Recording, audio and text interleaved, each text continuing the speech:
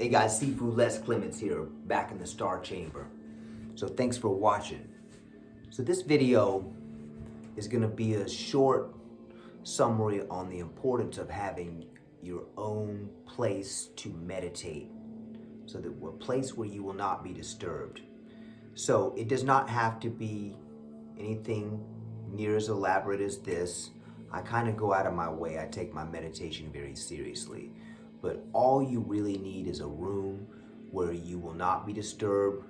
I don't recommend you lay down when you meditate because it's very easy to fall asleep. I don't recommend you lean back in a chair. You could sit in a chair. I wouldn't make the chair too comfortable. Maybe a wooden chair with a cushion. You could sit up. Maybe a rocking chair, but you wouldn't want to move. Just try to sit still in it. It's maybe not a bad challenge. So the concept of stillness in a place where you won't be interrupted. All right, and if you remember the crane exercise that we did before, where we take a pebble and put it out. If you go back, it's one of the videos I did earlier, a while ago, maybe a month ago, on white crane meditation. So we're focusing on a pebble with our eyes, and we're only paying attention to our breath. We're looking at the pebble, or our gaze is on the pebble, but our focus is really on our breath.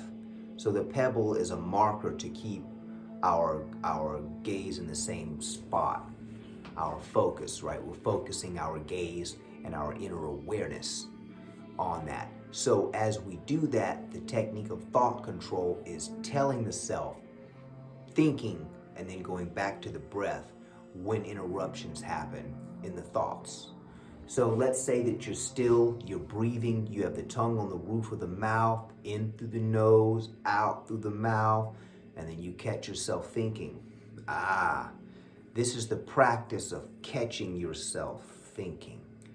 The practice of catching yourself thinking so that you can accept that and it will pass. So it's not stopping the thoughts and shutting them out.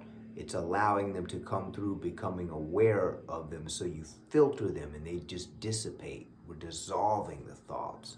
So catching the self and telling the self, thinking back to the breath.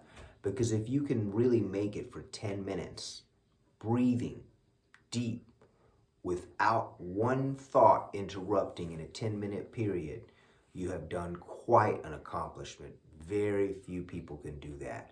Not easy to do, but it's like anything else. You build up to it.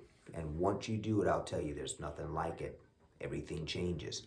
But then there's new responsibility with new power. So just understand, if you practice what I'm teaching you, your skill levels are going to skyrocket and your awareness is going to increase on a tremendous level. So there's going to be more responsibility involved.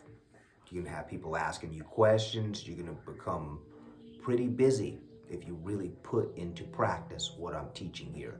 And I found this out after 3.5 decades of trying to put all this stuff and configure it and put it together and get to a point where I could ultimately teach it and pass it on. So the importance of your own space is crucial. You want this. You don't want to be interrupted. You can have easygoing music, whatever, but if you use the same place every time, the energy is going to build up. So it becomes a haven, a refuge. So I call this is my Star Chamber. So I've put a lot of time into this place. I've meditated in this room a lot. Lots of saging, lots of gong, lots of constant moving, flowing positive energy. So it's a charging point, for lack of a better word. If I wanted to get sci-fi, I call it a stargate, star chamber. So yes, it is a portal to other dimensions of the breath, into the earth element, the water element, the fire element. So it's an elemental chamber. So it doesn't matter how you set it up. All you need is one place where you won't be interrupted. It could even be a small closet. Put a chair in there. You just want to keep the interruptions down. You want a quiet, still place. Now, 15 minutes a day is the standard practice for meditation, standard basic recommendation. Now, if you don't have 15 minutes out of your day to try to meditate, you might want to reconfigure things. I understand life is busy. I am extremely busy. Sometimes it's very frustrating how busy I am. But if you can always put 15 minutes in to that breathing in the morning, that busyness is a lot easier to handle. Things that come your way are not as difficult. So you'll want to have your own place, build the energy up so that you'll have a place to come to and recharge. If I'm feeling exhausted or drained, I come right into my star chamber. I breathe, relax. So what level do you want it? So it's a Kung, okay? K-U-N-G is skill. So I'm gonna say one last thing before I close this video.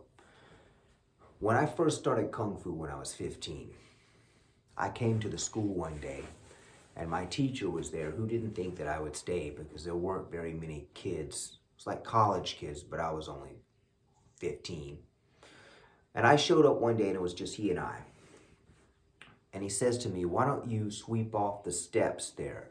So there was a little balcony with steps that went up into this little loading bay building where we practiced. So I said, okay, Sifu, no problem. So I was excited to do it. You know, new student of Kung Fu, I was dedicated. So I swept the steps off real good.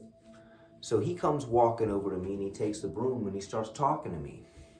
And he's just talking to me, making regular conversations, but he's sweeping. And he's sweeping over everything that I went over.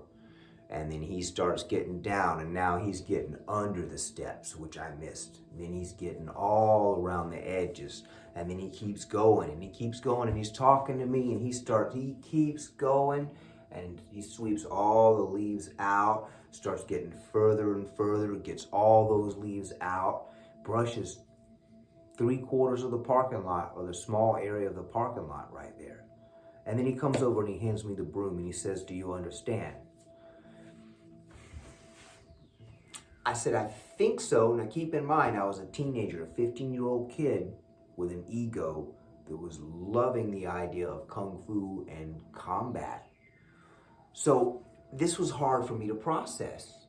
I said, I'm not sure I understand, Sifu. What do you mean? He says, how good do you want it? So if you want to clean the steps, you clean the steps. But is that enough? How about clean under the steps, around the steps? Same thing in life. How good do you want it? Do you want to reach this thing at one level and stop? Are you satisfied with your skills at this level? They're working for you. You don't want to go anymore? Fine, no problem. Or do you want to really take it higher up? Like basketball. Let's say you got into basketball. You want to shoot a ball. Do you want to be as good as a average college player? Or do you want to be Michael Jordan? See? So how good do you want it? That's the Kung. Thinking about that with the meditation in your space that you choose. Okay?